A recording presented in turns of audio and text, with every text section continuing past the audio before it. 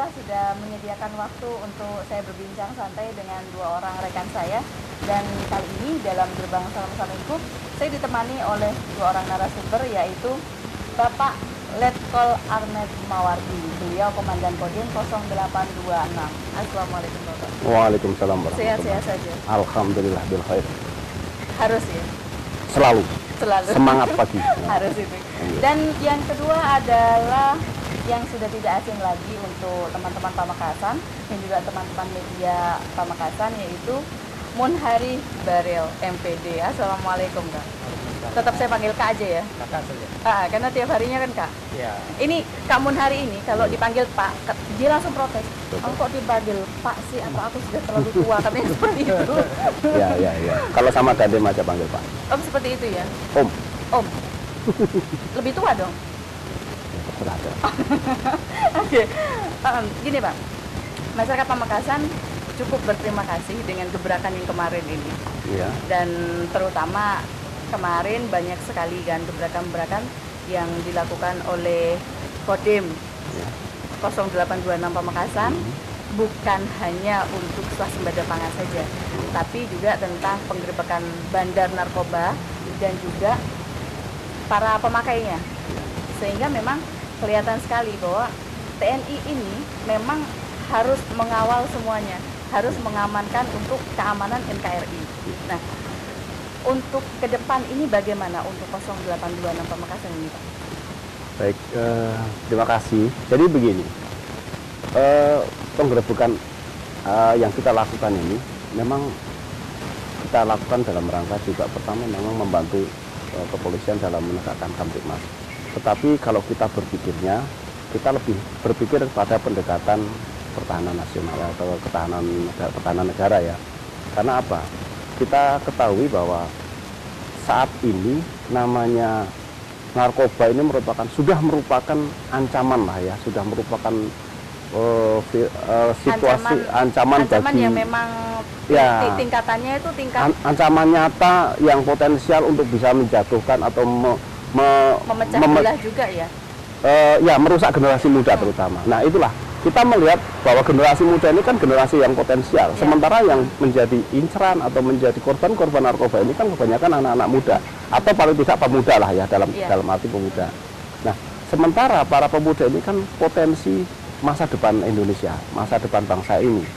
Nah, kalau ini kita biarkan, maka ke depan katakanlah 10, 15 sampai 20 tahun yang akan datang, maka kita akan mendapati para penerus kita yang lemah, yang rusak, yang secara fisikal maupun psikologi dia sudah hancur karena pengaruh narkoba itu. Kan narkoba itu bukan hanya menghancurkan dari segi fisik aja, bisa juga contohnya saja ketika ganti-gantian untuk jarum seperti itu ya, kita sudah bisa menduga bahwa mereka bisa saja terjangkit virus kan seperti itu, sehingga kesehatan juga ya Pak ya? Justru itu kan saya bilang tadi, di samping secara fisik dan juga secara psikologi kan begitu ya. Jadi ancamannya itu bukan hanya fisik saja, juga ancaman secara psikologi gitu, mental juga kan gitu. Nah, inilah yang kita khawatirkan. Makanya kenapa kita juga ikut tergerak untuk berbuat seperti itu.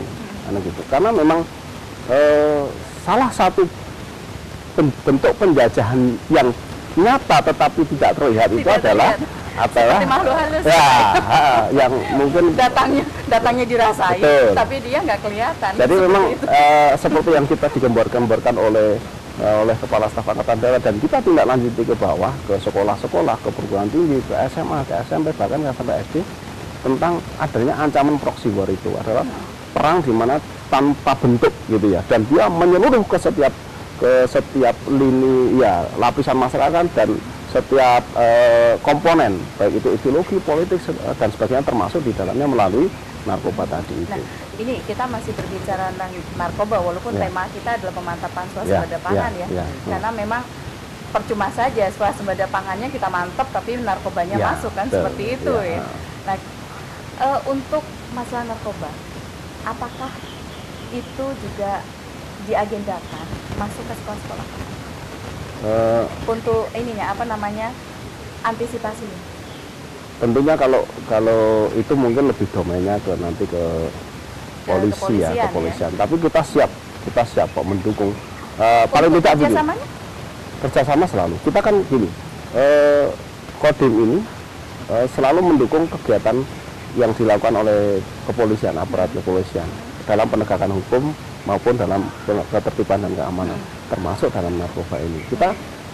Kita sudah awali pada saat itu kita laksanakan tes urin untuk para perwira dan aparat intelijen. Kenapa mereka kita pilih? Karena memang para perwira kan unsur pimpinan yang menjadi contoh, yang menjadi barometer dalam setiap pelaksanaan tugas.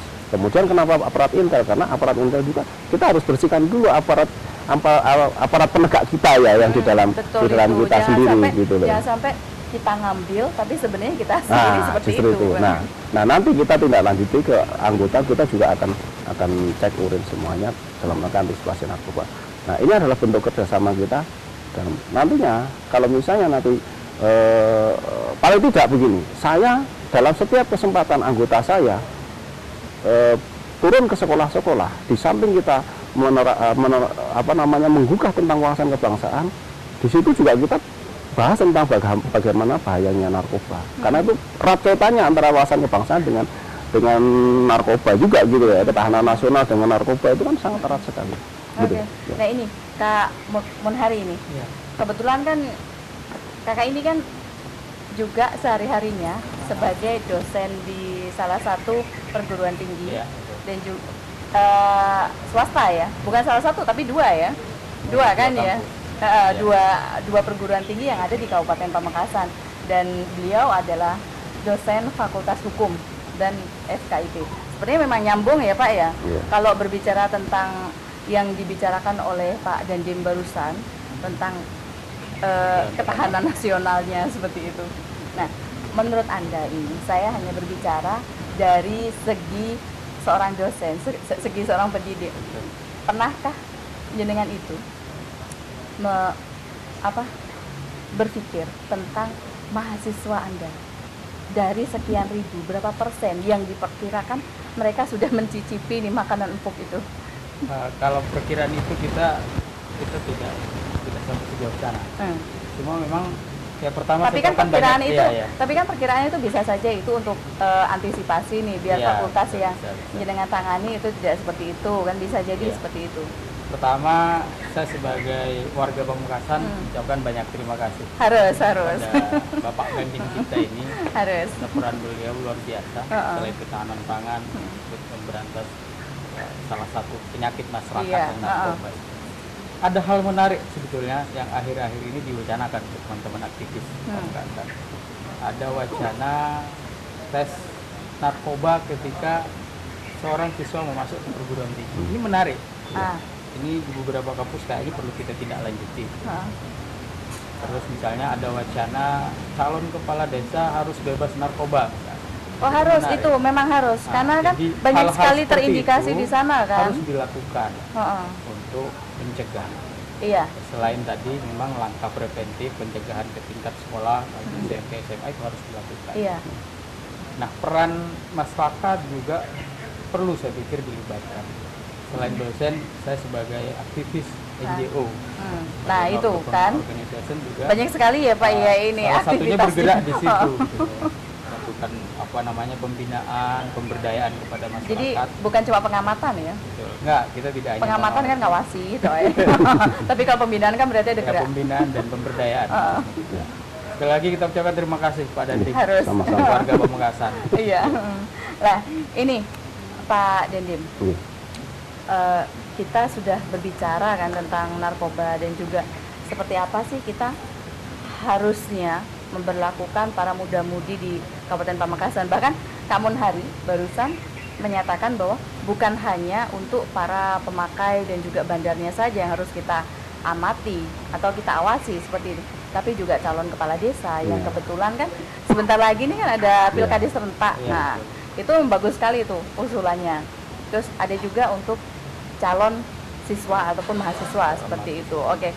Dan kita akan kembali pada segmen yang selanjutnya dan masih di lokasi Cafe and Resto Balai Rejo dan juga Batik Balai Rejo. Saya akan kembali setelah yang satu ini.